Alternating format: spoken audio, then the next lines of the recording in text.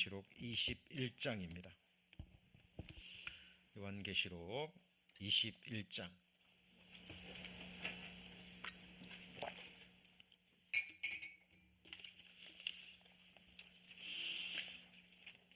1절부터 제가 봉독합니다. 또 내가 새 하늘과 새 땅을 보니 처음 하늘과 처음 땅이 없어졌고 바다도 다시 있지 않더라. 또 내가 봄에 거룩한 성 새 예루살렘이 하나님께로부터 하늘에서 내려오니 그 예비한 것이 신부가 남편을 위하여 단장한 것 같더라. 내가 들으니 보좌에서 큰 음성이 나서 가로되 보라 하나님의 장막이 사람들과 함께 있음에 하나님이 저희와 함께 거하시리니 저희는 하나님의 백성이 되고 하나님은 친히 저희와 함께 계셔서 모든 눈물을 그 눈에서 씻기심에 다시 사망이 없고 애통하는 것이나 곡하는 것이나 아픈 것이 다시 있지 아니하리니 처음 것들이 다 지나갔음이로라. 보좌에 앉으신 이가 가라사대 보라 내가 만물을 새롭게 하노라 하시고 또 가라사대 이 말은 신실하고 참되니 기록하라 하시고 또 내게 말씀하시되 이루었도다 나는 알파와 오메가요 처음과 나중이라. 9절 말씀입니다.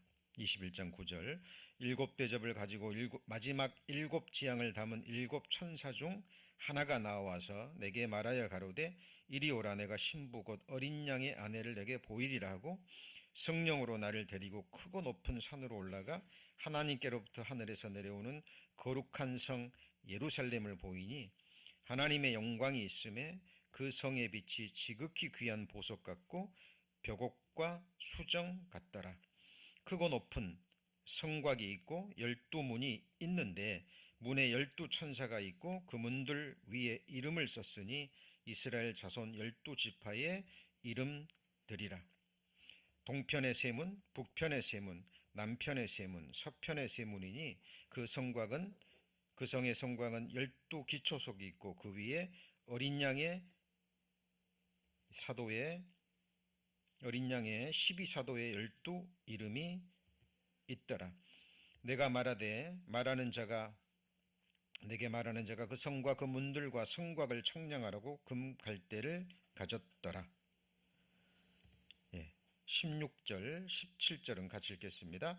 그 성은 네모가 반듯하여 장광이 같은지라 그 갈대로 성을 청량하니 12,000 스타디온이요 장과 광과 고가 같더라.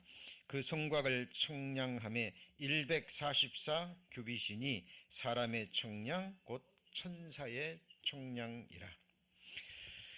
지금 우리가 배우는 이 성경은 하나님이 보시는 인류의 역사입니다. 더 구체적으로 말씀을 드리면 죄의 결과인 영원한 심판과 사망으로부터 우리를 구원하시기 위한 구속의 거대한 드라마입니다. 그리고 구속의 대서사시라고 할 수 있습니다. 문학에서 플롯이라는 용어가 사용이 되죠. 소설이나 영화, 드라마 같은 곳에서 어떤 이야기의 전개를 의미하죠. 이야기의 시작부터 끝까지 어떤 일이 일어나는지, 그리고 거기에 나오는 주요 등장 인물들의 삶의 모습이 그려져 있죠. 그리고 여러 모양의 어떤 갈등과 위기를 겪으면서 그리고 마지막 절정과 결말을 향해서 이야기가 풀어져 갑니다. 마찬가지로 지금 우리가 배우는 이 성경은 하나님의 구속의 거대한 드라마입니다. 바로 나라는 한 영혼을 구원하기 위해서 하나님께서 영원 전부터 심중에 품으셨던 그 구원의 뜻이 그 장구한 역사 가운데 어떻게 이루어지는지를 보여주는 드라마입니다. 그런데 문학은 일어날 듯 날 수도 있는, 그죠? 실제 이야기는 아니죠. 그러나 이 성경의 역사는, 성경의 구속의 드라마는 바로 나와 직접적인 연관이 있는, 나의 영원한 운명이 걸려있는 하나님의 진짜 드라마입니다. 그래서 대개 5가지로 전개가 되죠. 발단, 성경의 이 구속의 드라마의 발단은 무엇입니까? 에덴 동산에서 아담이 범죄하죠. 그죠? 범죄함으로 하나님이 입으셨던 그 빛의 옷을 아담이 잃어버리죠. 그죠? 죄를 지었을 때 아담이 벗었다라고 고백하죠. 그죠? 성경에 보면 하나님이 빛을 옷으로 입으셨다는 말씀이 있습니다. 아담도 죄를 범하기 전에는 바로 빛의 옷을 입고 있었는데 잊어버린 겁니다. 그러니까 발가벗은 것으로 드러났죠. 그때 하나님이 자백하는 아담에게 메시아를 약속해 주시죠. 그가 누굽니까? 여자의 후손입니다. 영원전에 품었던 하나님의 그 구속의 드라마가 약속하신 메시아를 통해서 어떻게 이루어질까를 가장 원시적으로 보여준 것이 창세기에 나오는 바로 여자의 후손이죠. 그리고 여자의 후손이 실제로 약속대로 오셨죠. 오셔가지고 십자가상에서 골고다에서 피 흘려 죽으심으로 다 이루었다 하시고 구원이 성취됐죠. 그때부터 은혜 시대, 교회 시대로 복음이 힘있게 전해집니다. 그리고 성경의 위기는 지금 우리가 살고 있는 이 마지막 시대와 함께 지금 요한계시록에서 계속 배웠었죠. 바로 7년 환란, 역사의 가장 위기의 순간입니다. 그리고 지금 우리가 지금 배우고 있는 요한계시록에 기록된 천년 왕국이 이 구속의 드라마의 절정에 해당이 됩니다. 특히 마태복음의 선지자들, 구약 성경의 선지자들이 예언한 바로 이 땅에 세워지는 하나님의 왕국이 실제로 가까이 왔다라는 것을 선포했죠. 예수님이. 그렇죠? 그리고 이 천년 왕국은 예수님이 실제로 7년 환란 끝에 아마겟돈 전쟁을 승리로 이끄시고 이 땅에 재림하셔서 변화된 이 땅에 세워지는 하나님의 나라입니다. 몇 년 동안 계속돼요? 1000년 동안. 그래서 이 땅에 세워지는 가시적인 하나님의 왕국, 이것이 절정에 해당됩니다. 그리고 결말은요, 새하늘과 새 땅, 그리고 또 한 곳은 어디죠? 둘째 사망, 불못으로 이 성경의 구속의 드라마는 끝이 납니다. 그런데 이 땅에 세워지는 하나님의 왕국, 천년 왕국은 어느 날 갑자기 그냥 뚝 떨어진 것이 아니죠. 그렇죠? 그리고 인간 역사와 인간 역사 가운데 있었던 역사를 주관했던 모든 나라들의 연관되는, 이어지는 나라입니다. 자, 바벨론부터 메데파사, 그리스, 로마까지 성경에서는 그 나라를 뭐로 표현합니까? 짐승으로 표현하죠. 그렇죠? 근데 다니엘서에 인자라는 단어가 처음으로 사용됩니다. 하나님이시면서 사람이 되신 누구죠? 예수 그리스도. 그러니까 바벨론부터 시작해서 바벨론의 느부갓네살로부터 시작해서 이 세상을 주도했던 이 세상의 왕들은 뭐로 표현된 겁니까? 짐승이었어요. 그들이 자신의 백성들을 정말 위했나요? 아닙니다. 어때요? 지금 미국에 사시면서, 미국 시민 사시면서 우리 미국의 통치자에게 우리가 바라는 것들이 있나요? 미국의 통치자가 우리 성도님들의 이름을 알고 있고 지금 현재 처해 있는 모든 상황들을 속속들이 알고 통치자로서, 왕으로서 구체적으로 해주는 일이 있습니까? 그러나 역사 마지막에 예수께서 인자가 세우시는 이 땅에 세워지는 마지막 나라가 있습니다. 1000년 동안 계속되는 그 나라가 어디예요?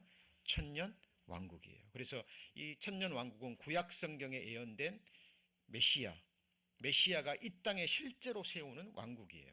잘 생각해 보세요. 예수님이 공생애를 하실 때 왜 유대인들이요 예수님을 붙잡아서 왕 세우려고 그랬을까요? 구약 성경에 예언이 되어 있거든요.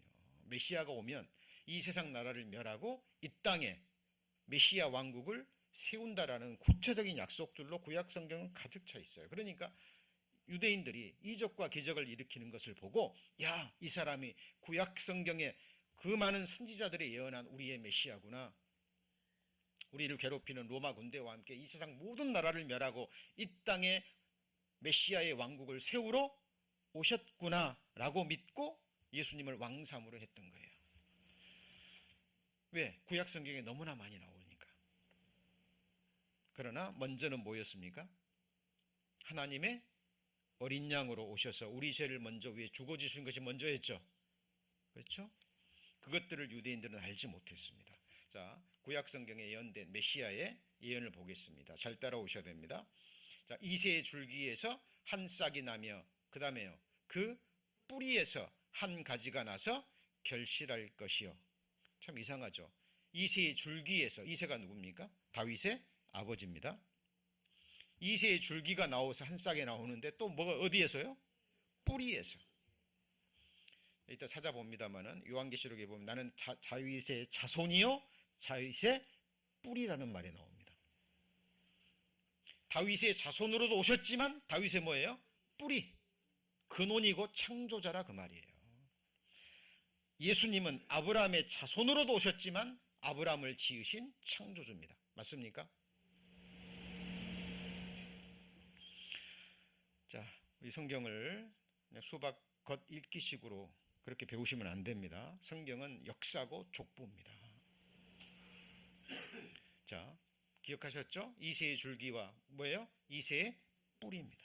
그래서 그 유명한 다윗의 언약입니다. 우리 코로나 전에 성경 공부할 때 이거 자세히 배우셨는데, 자, 내 수완이 차서 내 조상들과 함께 잘 때에 내가 네 몸에서 날 자식을 네 뒤에 세워서 뭘요? 그 나라를 경고케 하리라. 지금 누구한테 말하는 겁니까? 하나님이? 다윗에게 하는 얘기입니다. 다윗에게. 자, 저는 내 이름을 위하여 집을 건축할 것이요 나는 그 나라 위를 영원히 경고케 하리라. 그러면 이 다윗의 자손은 누구를 말합니까? 예수 그리스도입니다. 물론 자, 1차적인 것은 다윗의 아들 솔로몬입니다. 솔로몬이지만 궁극적으로는 다윗의 자손 누구예요? 예수 그리스도입니다. 그래서 마태복음에 연결되는 게 뭐예요? 아브라함과 다윗의 자손 예수 그리스도의 세계라, 족보라니까요. 자, 그러면 저는 예수 그리스도죠? 내 이름을 위하여 뭘 건축해요?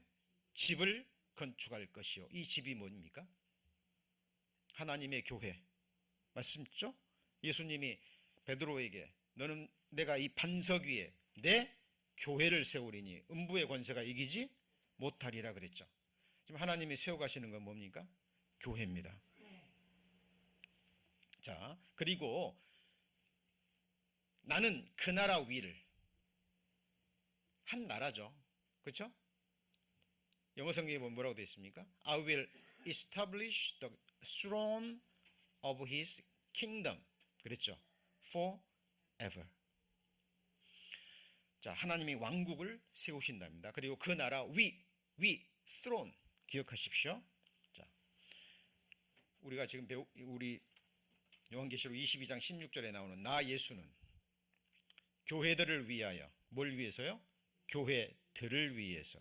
그러니까 우주적인 교회가 아닌 역사 가운데 있었던 모든 시대마다 지역마다 있는 교회들을 가리킵니다. 나는 교회들을 위하여 내 사자를 보내어 이것들을 너희에게 증거하게 하였노라. 같이 읽습니다. 나는 다윗의 뿌리요 자손이니. 구약 성경에 예언된 그분이 바로 예수님이 맞습니까? 이새의 줄기, 이새의 뿌리, 바로 다윗의 뿌리요 누구예요? 자손이죠. 그죠?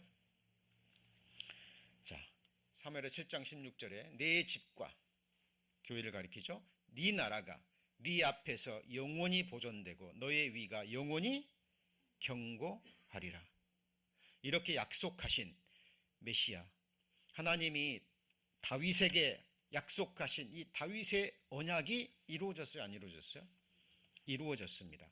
그래서 조금 전에 말씀드린, 소도에 말씀드린 여자의 후손으로 오신 예수 그리스도, 그분이 바로 누구의 자손이에요? 아브라함과 다소의 자손이고, 바로 같이 해보시죠. 약속하신 자손. 약속하신 자손. 예, 저가 큰 자가 되고 지극히 높으신 이의 아들이라 일컬으실 것이요. 같이 읽습니다. 주 하나님께서 그 조상 다윗의 위를 저희에게 주시리니. 그랬죠. 잘 따라오고 계시죠? 여기 뭐가 나와요? 다윗의 위. 왕자의 자리입니다. 왕권이에요. 그러니까 우리 성도님들, 제가 요한계시록을 준비하면서 기도했던 내용이 그겁니다. 우리의 소망이 그냥 안개 속에서 보이는 희미한 것이 돼서는 안 돼요. 하나님이 약속하신 그 나라가 그냥 죽어서 막연히 좋은 곳에 가는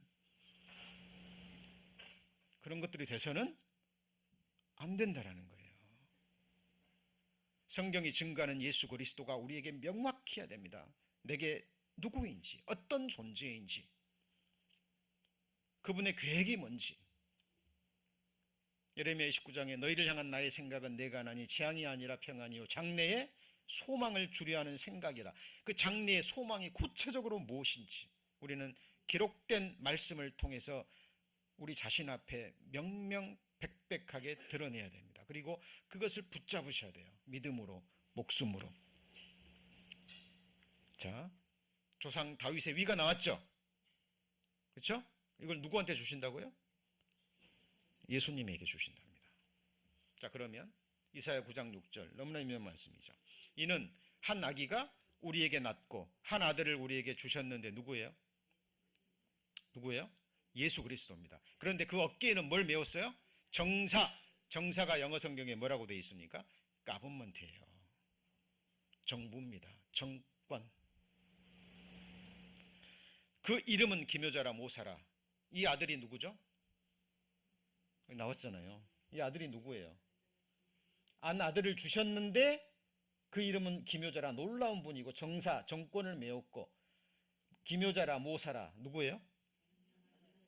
이 말씀이 어렵습니까? 이 말씀이 뭐 해석이 필요해요? 아들을 줬고 아기를 주셨는데, 이게 요한복음 3장 16절에 하나님이 세상을 이처럼 사랑하사 독생자를 뭐 했으니요? 주셨으니, 목숨을 주신 거예요. 하나님입니다. 영존하시는 누구예요? 아버지랍니다. 나를 본 자는 누구를 봤어요? 아버지를 보았고 나와 아버지는 하나이니라. 예수 그리스도는 바로 참 하나님, 창조주 하나님의 본체가 되십니다. 그런데 전능하신 하나님이라, 영존하신 아버지라, 그 다음 뭐예요? 평강의 왕이라 할 것입니다. 이사야 9장 몇 절이에요? 그 다음 절이 뭘까요? 7절이겠죠. 자, 정사와 평강의 더함이 뭐하죠? 무궁하며. 그러니까 이 정권의 평강의 더함이 지속적으로 계속되는 거예요. 끝없이. 우주가 끝없이 팽창하듯이 이 나라의 정권은 평강의 더함이 무궁합니다. 그리고 또 어디에 앉아요? Upon the throne of David. 다윗의 위에 앉아서. 그러니까 누가 다윗의 위에 앉아요? 예수 그리스도가. 그러니까 천국의 본질, 천년왕국의 본질은 짐승들이 다스리는 이 세상 역사가 보여준 짐승과 같은 자기 영광과 자기 권세와 자기 쾌락과 자기 가족만을 아는 이 세상 왕이 아닌 진정한 사람이신 인자가 통치하고 다스리는 예수 그리스도의 왕국인 거예요. 여러분, 마음 보좌에 누가 왕으로 계십니까?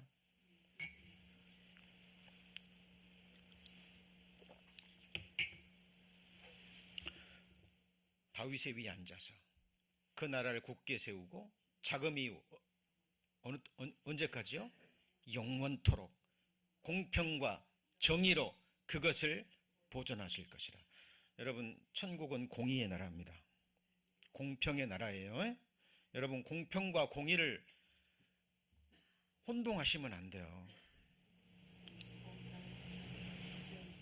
그리고 세상 사람이 말하는 평등을 혼동해서는 안 됩니다. 하나님은 공의와 공평의 나라입니다. 그러니까 하나님, 예수님이 상을 줄 때도 뭐한 대로 줘요? 같이 해보시죠. 일한 대로. 영광과 권세와 상급도, 그러니까 각 사람이 같을까요, 다를까요? 다 다릅니다. 자, 그날을 굳게 세우러 자금이 영원토록 보존할 것이라. 나머지 같이 읽습니다. 만군의 여호와의 열심히 이를 이루시리라. 군대들의 하나님, 하늘의 천만 천군 천사들을 말씀 하나로 움직이시는 권능의 하나님이 열심으로 이루신답니다. 뭐를요? 다윗의 나라를. 그래서 새하늘과 새 땅으로 가기 전에, 영원한 천국으로 가기 전에 지금 우리가 사는 이 세상이 한번 변화돼서 옷처럼 갈아입어서 우리가 지금 믿고 사랑하고 섬기고 예배하는 예수 그리스도가 가시적인 모습을 나타내고 부활의 몸을 입고 보좌에 앉아서 이 땅을 몇 년 동안이요? 1000년 동안 통치하는 것을 우리는 물론이요, 천년 왕국에 들어간 그 사람들이 직접 보고 그 다스림을 받게 될 겁니다. 그래서 예수님이 나귀 새끼를 타고 예루살렘에 입성하실 때 빨마 가지를 흔들면서 유대인들이 이렇게 외쳤습니다. 찬송하리로다. 오는 우리 조상 뭐예요? 다윗의 나라요. Blessed be the kingdom of our father David. 유대인들은 이 말을 할 수 있었어요.